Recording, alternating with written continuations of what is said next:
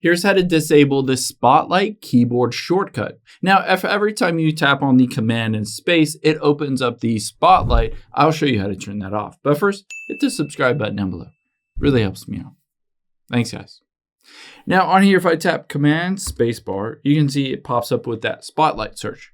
However, you can turn this off. All you need to do is go to the Apple icon at the top left, and then we'll tap on System Settings to get into your preferences. Now on here, all we need to do is scroll down on the left-hand side until we get to the keyboard option and tap on that. From here, you can see midway down is keyboard shortcuts. Let's choose that. And then on the left-hand side, let's find Spotlight and tap on that. All you need to do is uncheck this Show Spotlight Search, or of course you can tap on that specific basically key, Command space, and change it to something else if you want to.